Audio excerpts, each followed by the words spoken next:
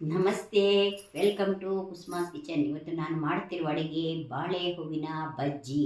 ಇದಕ್ಕೆ ಬೇಕಾಗಿರೋ ಸಾಮಾನುಗಳನ್ನು ನೋಡೋಣ ಬನ್ನಿ.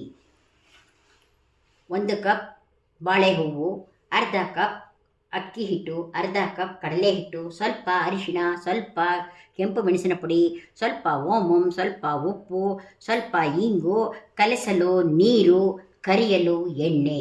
ಮಾಡುವ ರೀತಿಯನ್ನು ನೋಡೋಣ ಬನ್ನಿ. ಪಾತ್ರೆಯನ್ನು ತೆಗೆದುಕೊಂಡು ಅದಕ್ಕೆ ಕಡಲೆ ಹಿಟ್ಟನ್ನು ಹಾಕೋಣ.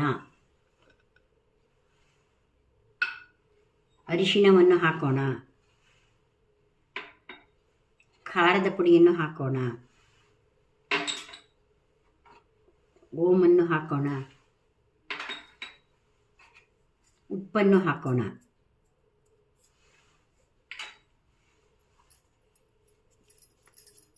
ಇಂಗನ್ನು ಹಾಕೋಣ. ಹಿಟ್ಟನ್ನು ಹಾಕೋಣ. ಸ್ವಲ್ಪ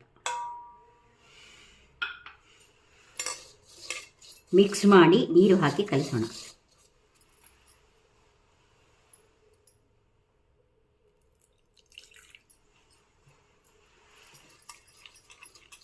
ಈ ಹದಕ್ಕೆ ಕಲಿಸಬೇಕು.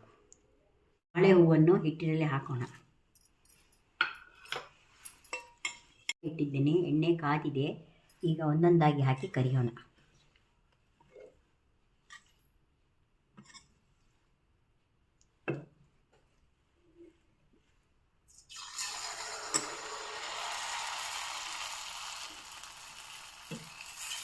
ಆಯಿತು, ಇದನ್ನು ತೆಗೆಯೋಣ.